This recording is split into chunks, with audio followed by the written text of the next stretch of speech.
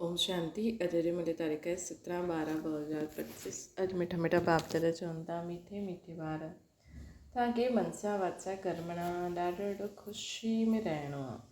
सभिनि खे ख़ुशि करिणो आहे, कंहिंखे बि दुख न ॾियणो आहे।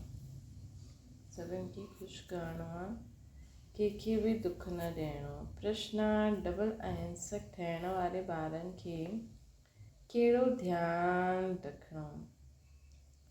उत्तरा: पहिरीं ॻाल्हि आहे, ध्यानु रखिणो आहे कि अहिड़ी कोई वाचा मुख सां न निकिरे जंहिंसां कंहिंखे बि दुख थिए। छो जी वाचा सां दुख ॾियण बि हिंसा आहे।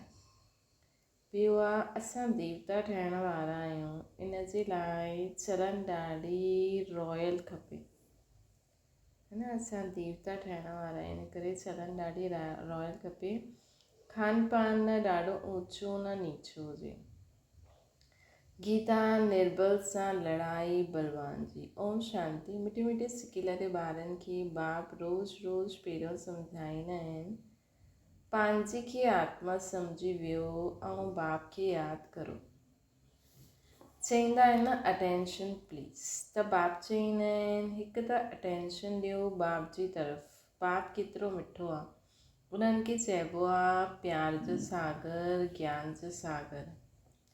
त तव्हांखे बि प्यारो ठहिणो खपे। मनसा वाचा कर्मणा, हर ॻाल्हि में तव्हांखे ख़ुशी रहणी खपे। कंहिंखे बि दुख न ॾियणो आहे। बाबा बि कंहिंखे दुखी न कंदा आहिनि। बाबा आया आहिनि सुखी करणु। तव्हांखे बि कोई प्रकार जो कंहिंखे दुख न ॾियणो आहे। कोई बि अहिड़ो कर्म न करणो खपे। मनसा में बि न। तव्हांखे बि कई प्रकार जा प्रकार जो कंहिंखे दुख न ॾियणो आहे। कोई बि अहिड़ो कर्म न करणो खपे। मनसा में बि न अचिणो खपे। परंतु इहा अवस्था पिछाड़ी में थींदी। कुझु न कुझु कर्मेंद्रियनि सां भूल थींदी आहे। पंहिंजे खे आत्मा सम्झंदव, ॿिए खे बि आत्मा भाउ सम्झी करे ॾिसंदव त कंहिंखे बि दुख न ॾींदव। शरीर ई न ॾिसंदव त दुख कीअं ॾींदव। इन में गुप्त महिनत करणी आहे। इहो सॼो बुद्धि जो कमु आहे। हाणे तव्हां पारस बुद्धि ठहो था।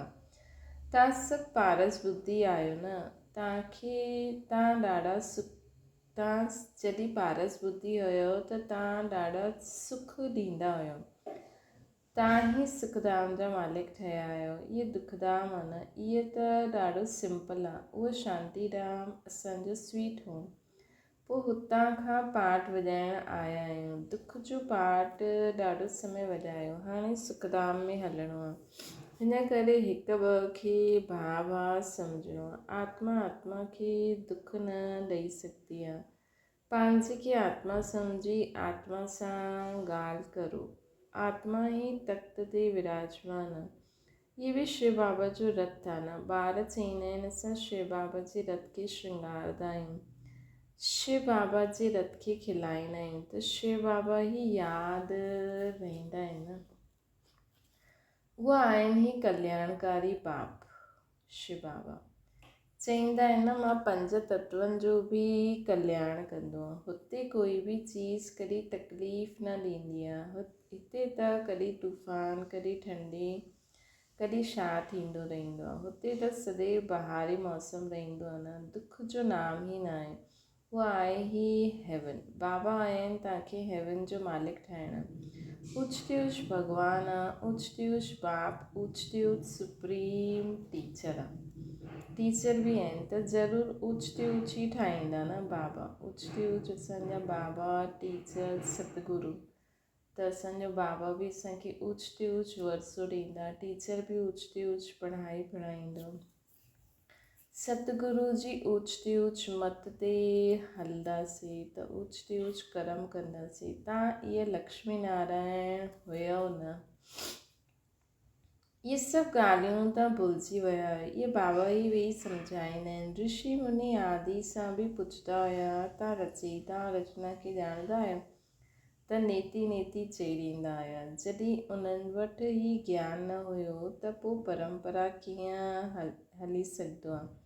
बाबा चईंदा आहिनि, इहे ज्ञान मां हाणे ई तव्हांखे ॾींदो आहे। तव्हांजी सदगति थी वई, पोइ ज्ञान जी दरकार ई न आहे।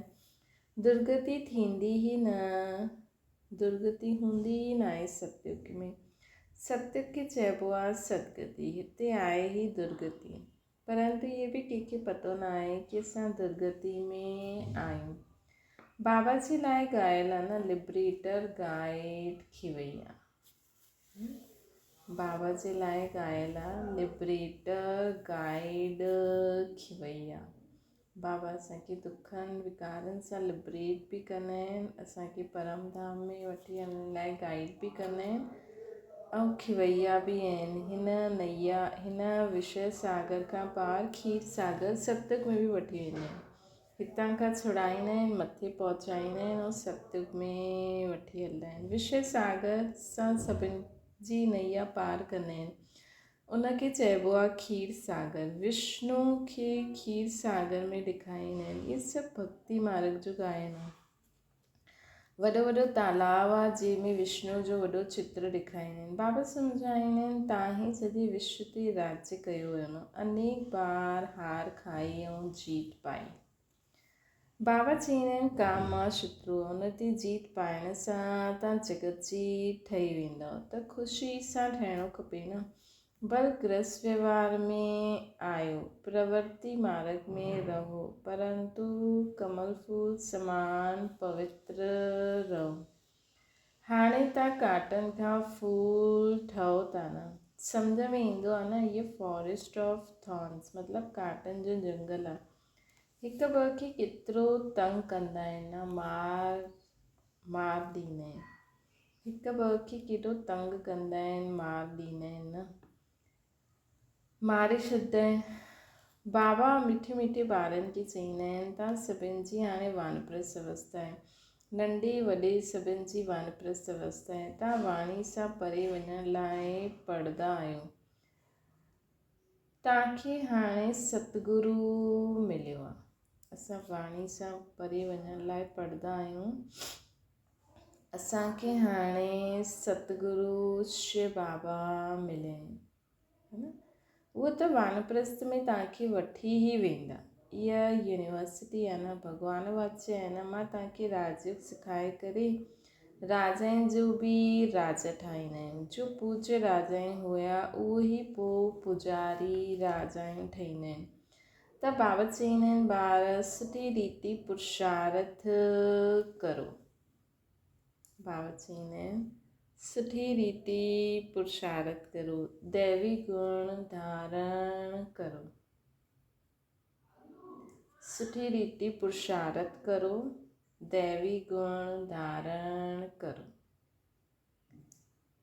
भल खाओ पीओ श्रीनाथ द्वारे में वञो, भल खाओ पीओ श्रीनाथ द्वारे में वञो। हुते घी जा मार ढेर मिलंदा आहिनि। घी जे कुआ ई ठहिया आहिनि। घी पोइ खाईंदा पोइ केरु आहिनि? पुजारी। घी जे कुए ई ठहियल आहिनि हुते, एतिरो घी आहे अञा ताईं। कलयुग जे अंत में हुते घी जा माल ठहनि था। हाणे कूड़ो आहे सचो आहे उहो त उहो ई ॼाणनि। खाईंदा केरु आहिनि? पुजारी। श्रीनाथ ऐं जगन्नाथ ॿई ॿिन्हिनि खे कालो ठाहियो आहे। जगन्नाथ जे मंदर में देवता आहिनि जा गंदा चित्र आहिनि। हुते चांवर जो हंडो ठहींदो आहे। उहा पकी वञे पोइ 4 भाग थी वेंदा आहिनि। सिर्फ़ु चांवर जो ई भोग लॻाईंदा आहिनि, छो जो हाणे साधारण आहिनि। हिन तरफ़ ग़रीब ऐं हुन तरफ़ साहूकार। जगन्नाथ ग़रीब ऐं श्रीनाथ साहूकार। ॾिसो बाबा बि हाणे आया आहिनि। हाणे असां केॾो साधारण हलंदा आहिनि, लेकिन हाणे स्थूल में न, लेकिन सूक्ष्म में असांजी आत्मा ॾाढी रिचेस्ट इन द वर्ल्ड आहे। ऐं सतयुग में स्थूल में बि हूंदासीं ऐं आत्मा बि हूंदी। हाणे त ॾिसो केतिरा ग़रीब आहिनि। खाइण पीअण जो कुझु मिलंदो ई न आहे। बाबा जे ॿारनि खे त अंत ताईं दाल रोटी मिलंदी। सतयुग में त सभु कुझु आहे न। त बाबा आत्माउनि खे बि सम्झाईंदा आहिनि। शिव बाबा ॾाढा मिठा आहिनि। वैसे त असांखे हिते कुझु खाइण जी इच्छा न हुजणी खपे, पर इच्छा थिए बि त सोचो सतयुग में हली खाईंदासीं बसि। शिव बाबा, हाणे शिव बाबा सां गॾु उहो रस वठो। हर चीज़ जो बाबा में बाबा चवंदा आहिनि न, बाबा में सभु रस समायल आहिनि, सर्व संबंधनि जा बि ऐं सर्व जो भी चीज़ूं हूंदियूं आहिनि खाइण पीअण जी, उहो त निराकार आहे न। प्यार आत्मा खे कबो आहे, आत्मा खे ई सॾु कबो आहे न। शरीर त जली वियो है न, आत्मा खे सॾु कंदा आहिनि, शरीर त जली वियो, उन्हनि जी आत्मा खे सॾु कंदा आहिनि, ज्योति जॻाईंदा आहिनि। इन सां सिद्ध थींदो आहे कि आत्मा खे अंधियारो थींदो आहे, इन सां सिद्ध आहे कि आत्मा खे अंधियारो थींदो आहे। आत्मा आहे ई शरीर रहित, त पोइ अंधियारो आदि जी त ॻाल्हि ई न आहे।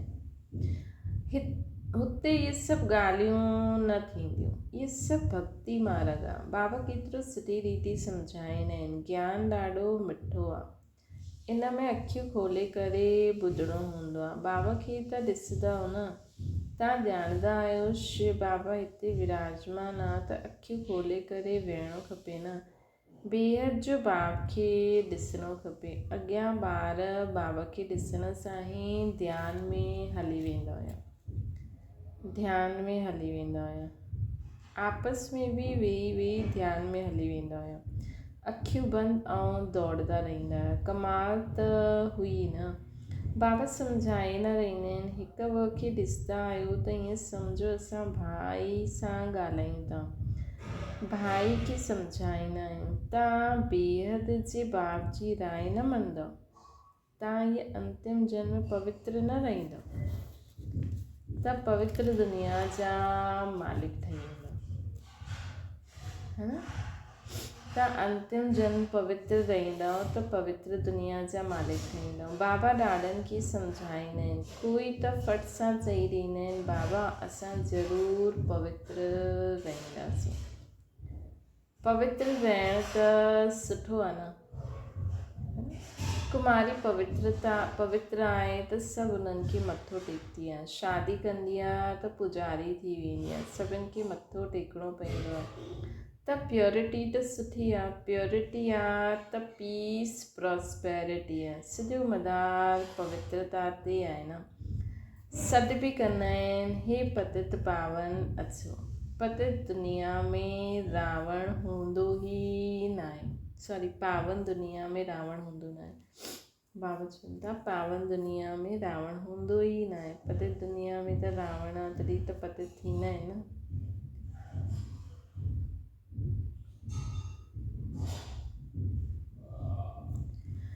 बाबा चवनि था उहो त आहे ई राम राज्य, पावन दुनिया में रावण हूंदो ई न आहे, उहो त आहे ई राम राज्य। सभु श्रीखंड रहंदा आहिनि, मतिलबु सत्य त्रेता में खीर खंड रहंदा आहिनि, मतिलबु मिठो स्वभाव। बाबा कल्ह ॿुधाए न, खीर मतिलबु दूध, खंड मतिलबु शक्कर, त सभु मतिलबु जीअं शक्कर खीर में विझो त मिली वेंदी आहे न, इहे सभु सभिनि जा स्वभाव संस्कार हिक ॿिए सां मिलाए करे सभु आत्मिक प्रेम सां रहंदा आहिनि। धर्म जो राज्य आहे, पोइ रावण किथां आयो? रामायण आदि केतिरो प्रेम सां वेही ॿुधाईंदा आहिनि, उहो सभु भक्ति आहे। त ॿार साक्षात्कार में डांस करणु लॻी वेंदा आहिनि। सच जी ॿेड़ी त जो त गायन आहे न, हिलंदी लेकिन डूबती न। ॿियो कोई सत्संग में वञण जी मना न आहे, हिते केतिरो रोकंदा आहिनि। बाबा तव्हांखे ज्ञान ॾींदा आहिनि, तव्हां ठहींदा आहियो ॿी ब्राह्मण त ज़रूरु ठहिणो आहे न। बाबा आहे ई स्वर्ग जी राजधानी, बाबा आया ई आहिनि, बाबा आहिनि ई स्वर्ग जी राजधानी स्थापना करण वारा, त ज़रूरु असां बि स्वर्ग जा मालिक हुजणा खपऊं न।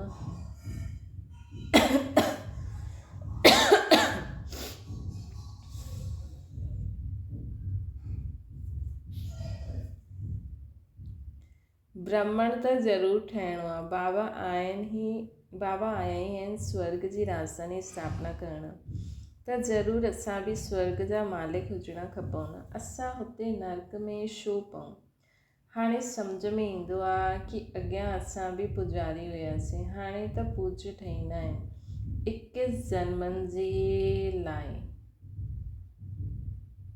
63 जन्म पुजारी ठहियो, हाणे पोइ असां पूज्य स्वर्ग जा मालिक ठहींदा आहियूं।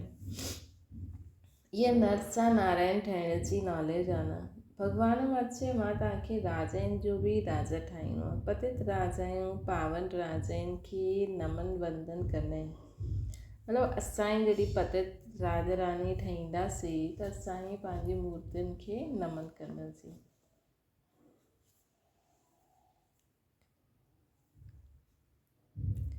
हर हिकु महाराजा जे महलनि में मंदिर ज़रूरु हूंदो। मतिलबु कलयुग द्वापर कलयुग में उन्हनि खे त राजा ई चईंदासीं।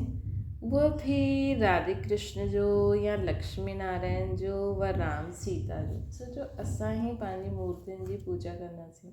जैसे बाबा चईंदा आहिनि कि फस्ट लक्ष्मी नारायण जी मूर्ति ठहींदी, पर बाबा इहे बि चईंदा आहिनि न तत्व, त हिन में बि तत्व।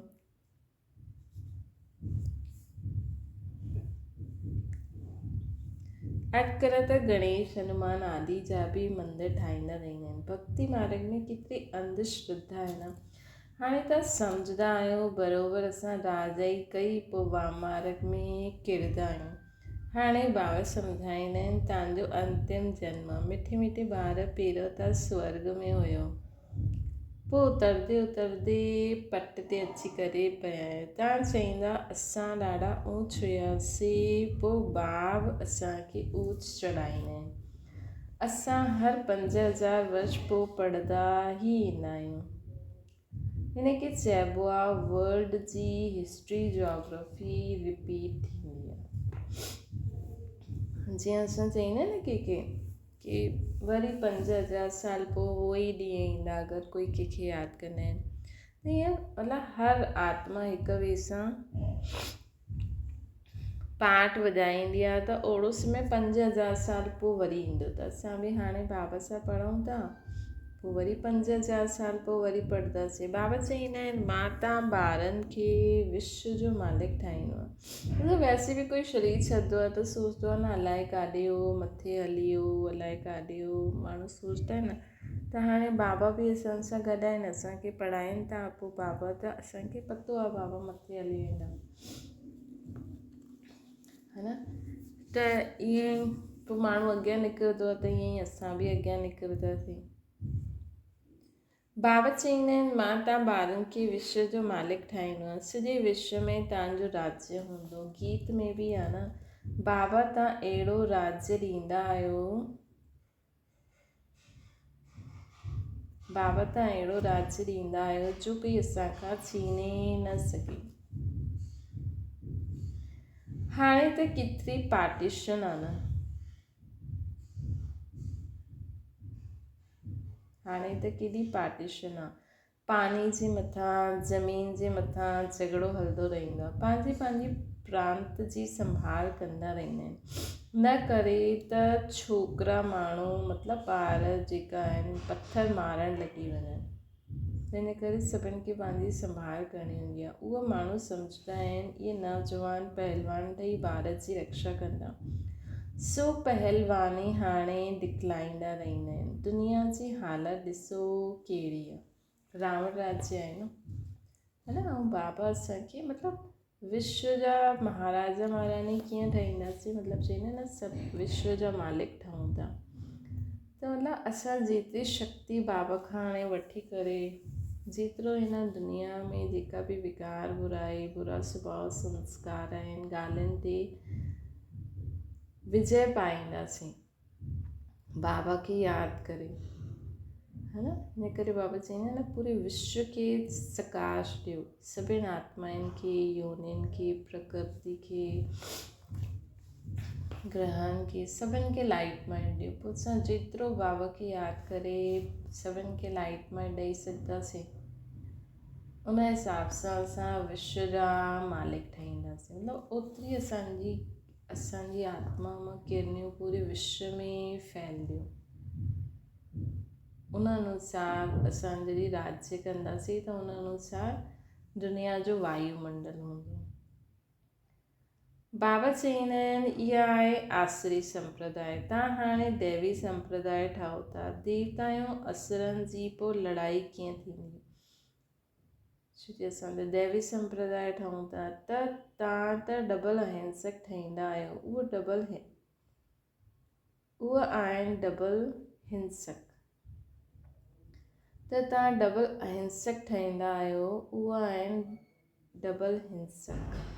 देवी देवता त डबल अहिंसक चईंदासीं न, अहिंसा परमो देवी देवता धर्म चईंदा आहिनि न। बाबा सम्झायो आहे कंहिंखे वाचा सां दुख ॾियण बि हिंसा आहे। तव्हां देवता ठहींदा आहियो त हर ॻाल्हि में रॉयल्टी हुजणी खपे। खान पान आदि ॾाढो ऊचो न ॾाढो हल्को, हिकु रस। राजा ऐं आलिनि जो ॻाल्हाइणु ॾाढो घटि हूंदो आहे। प्रजा जो बि राजा सां ॾाढो प्यारु हूंदो आहे न, प्रजा जो बि राजा सां ॾाढो प्यारु हूंदो आहे। हिते त ॾिसो छा लॻल आहे, केतिरा आंदोलन आहिनि। बाबा चईंदा आहिनि जॾहिं अहिड़ी हालति थी वेंदी आहे तॾहिं मां अची करे विश्व में शांती कंदो आहे। गवर्नमेंट चाहींदी आहे सभु मिली करे हिकु थी वञनि। भले सभु ब्रदर्स त आहिनि, परंतु इहे सभु खेल आहे। बाबा चईंदा आहिनि ॿारनि खे तव्हां कोई फ़िक्र न करो। अनाज जी बि अनाज जी हाणे तकलीफ़ आहे। हुते त अनाज एतिरो थी वेंदो बग़ैर पैसे, जेतिरो चाहो ओतिरो मिलंदो रहंदो। हाणे उहा दैवी राजधानी स्थापना थिए थी। असां हेल्थ खे बि अहिड़ो ठाहे ॾींदा आहियूं जो कॾहिं रोग ई न थींदो। हाणे रोग ई न थींदो, गारंटी आहे।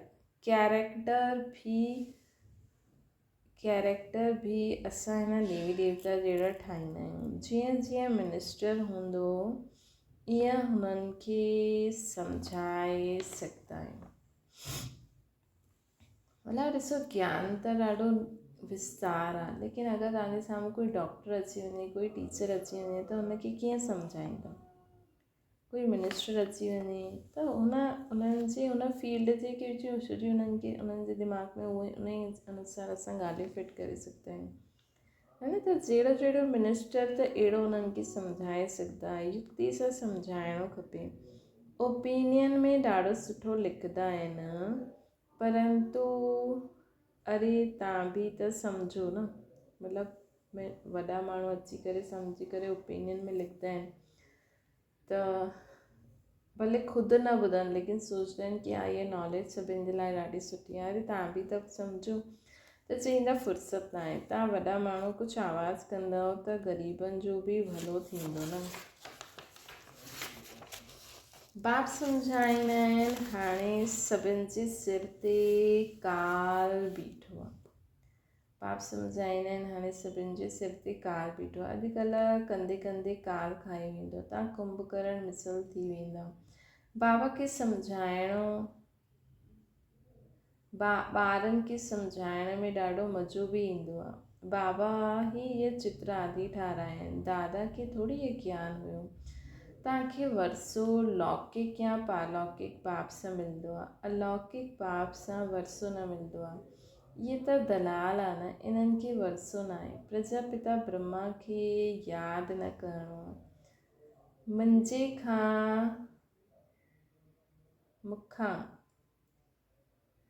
त तव्हांखे कुझु बि न मिलंदो, मतिलबु ब्रह्मा बाबा चईंदा आहिनि। पर हाणे त ब्रह्मा बाबा बि मास्टर गॉड आहिनि। पर वरसो यादि त असांखे शिव बाबा खे करिणो आहे। मां बि पढ़ंदो आहियां न, वरसो ई हिकु जो आहे। ॿियो आहे बेहद जो बाप। प्रजापिता ब्रह्मा द्वारा वरसो ॾींदा आहिनि। बाप चईंदा आहिनि मामिकम यादि करो। इहे त रथ आहे न, रथ खे त यादि न करिणो आहे न। उच ते उच भॻवान खे ई चईंदा आहियूं। बाबा आत्माउनि खे आत्माउनि सां ई वेही ॻाल्हाईंदा आहिनि। आत्मा ई सभु कुझु कंदी आहे न, हिकु ख़्यालु छॾे ॿियो वठंदी आहे। जीअं सर्प जो मिसाल आहे, भ्रमरी बि तव्हां आहियो। ज्ञान जी भू करो। ज्ञान ॿुधाईंदे ॿुधाईंदे तव्हां कंहिंखे बि विश्व जो मालिक ठाहे सघंदा आहियो। बाप जो तव्हांखे विश्व जो मालिक ठाहींदा आहिनि, अहिड़े बाप खे छो न यादि कंदा आहियो, है न। बाप जो विश्व जो मालिक ठाहींदा आहिनि अहिड़े बाप खे छो न यादि कंदा आहियो। हाणे बाबा आया आहिनि त वरसो छो न वठिणो खपे न। ईअं छो चईंदा आहियूं की फ़ुर्सत न मिलंदी आहे। सिधे ॿार त सेकेंड में सम्झी वेंदा आहिनि। बाबा सम्झाईंदा आहिनि मनुष्य त ॾिसो अहिड़ो बाबा चई न अहिड़ो बाबा आया आहिनि त पवित्र त ज़रूरु रहणो खपे जॾहिं सम्झ में अचे की भॻवानु आया आहिनि, है न। त ईअं त ॾिसो दुनिया में माण्हू 7 ॾींहं भागवत कराईंदा हिते त डायरेक्ट भॻवानु आयो आहे त पवित्र रहणो खपे, फ़ुर्सत कढी बाबा खे यादि करणो खपे। सुठे ॿार त सेकेंड में सम्झी वेंदा आहिनि। बाबा सम्झाईंदा आहिनि मनुष्य लक्ष्मी जी पूजा कंदा आहिनि। हाणे लक्ष्मी सां छा मिलंदो आहे, अंबा सां छा मिलंदो आहे। लक्ष्मी त स्वर्ग जी देवी हूंदी, है न। उन्हनि सां पैसनि जी भीख मांगदा आहिनि। अंबा त विश्व जो मालिक ठाहींदी आहे, सभु कामनायूं पूरी करे ॾींदी आहे। श्रीमत द्वारा सभु कामनायूं पूरी थी वेंदियूं आहिनि। अच्छा, मीठे सिकी लॾे ॿारनि प्रति माता पिता बाप दादा जो यादि प्यार और गुड मॉर्निंग। रूहानी बाप जी असां सभिनि रूहानी ॿारनि खे नमस्ते। असांजी बि रूहानी माता पिता बाप दादा खे यादि प्यार गुड मॉर्निंग नमस्ते। धारणा जे लाइ मुख्य सार, इन कर्म इंद्रियनि सां कोई बि भूल न थिए, इन जे लाइ मां आत्मा आहियां, इहा स्मृति पकी करणी आहे। शरीर खे न ॾिसणो आहे, हिकु बाप जी तरफ़ अटेंशन ॾियणो आहे। हाणे वानप्रस्थ अवस्था आहे, ॿियो पॉइंट आहे, इन करे वाणी खां परे वञण जो पुरुषार्थ करो। पवित्र ज़रूरु ठहिणो, है न। बुद्धि में रहे सच जी नैया हिलदी लेकिन डूबदी न। बुद्धि में रहे कि सच जी नैया हिलदी लेकिन डूबदी न। इन करे विघ्ननि सां कॾहिं बि घबराइणो न आहे। वरदाना ड्रामा जी नॉलेज सां अचल स्थिति वारा प्रकृति व माया जी ठम। प्रकृति व माया द्वारा कहिड़े बि पेपर अचे लेकिन जरा बि हलचल न थिए, ये छा, ये छो, ये क्वेश्चन बि उठियो, जरा बि कोई समस्या वार करण वारी ठही वई त फेल थी वेंदो। हिन करे कुझु बि थिए लेकिन अंदर सां इहा आवाज़ु निकिरे, वाह मिठो ड्रामा, वाह हाय छा थियो, ई संकल्प बि न अचिणो खपे कि अरे इहे छा थियो न। हर ॻाल्हि में उन ॾींहुं बाबा चई न कि हर सीन असांखे अनुभवी ठाहिणु आयो आहे, अॻियां वधाइण वारो आयो आहे। इहा अगरि यादि रहंदो त असांखे निर्विघ्न भव ऐं पास विद ऑनर्स जो वरदान मिली वेंदो, है न। त अंदर में सदा यही आवाज़ निकिरंदी रहे, वाह ड्रामा, वाह छा, हाय छा थियो, ये संकल्प न अचे। अहिड़ी स्थिति हूंदी जो कोई संकल्प में बि हलचल न थिए।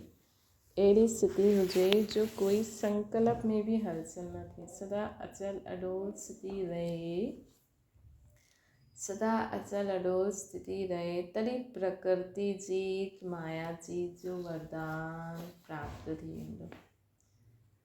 सदा अचल अडोल स्थिति रहे असांजी, तॾहिं प्रकृति जीत माया जीत जो वरदान प्राप्त थी वेंदो। बाबा जा वरदान मतिलबु कोई बि असांजी कोई स्थिति ई असांखे उहो वरदान प्राप्त कराए छॾंदी कि सदा अचल अडोल रहण। हीअ असांखे प्रकृति जीत माया जीत जो वरदान प्राप्त थी वेंदो। स्लोगन आहे, ख़ुशख़बरी ॿुधाए करे ख़ुशी दिलाइण, इहा ई सभिनि खां श्रेष्ठ कर्तव्य आहे। ख़ुशख़बरी सुनाए करे सभिनि खे ख़ुशी दिलाइण, इहे ई सर्वश्रेष्ठ कर्तव्य आहे। अव्यक्त इशारो आहे, महारथियुनि जो पुरुषार्थ हाणे विशेष हिन अभ्यास जो हुजे। हाणे कर्मयोगी, हाणे कर्मातीत। पुराणी दुनिया में पुराणे अंतिम शरीर में कहिड़े बि प्रकार जी व्याधि पंहिंजी तरफ़ पंहिंजी श्रेष्ठ स्थिति खे हलचल में न लाए न। पुराणी दुनिया में पुराणे अंतिम शरीर में बि कुझु बि दर्द थींदो रहे लेकिन असांखे उहा पंहिंजी स्थिति सां हेठि न लाइ। स्वचिंतन करो, ज्ञान चिंतन करो, शुभ चिंतक ठहिण जो चिंतन ही हलंदो रहे, तॾहिं चईंदासीं कर्मातीत स्थिति। अच्छा, ओम शांति। बाबा की याद करो।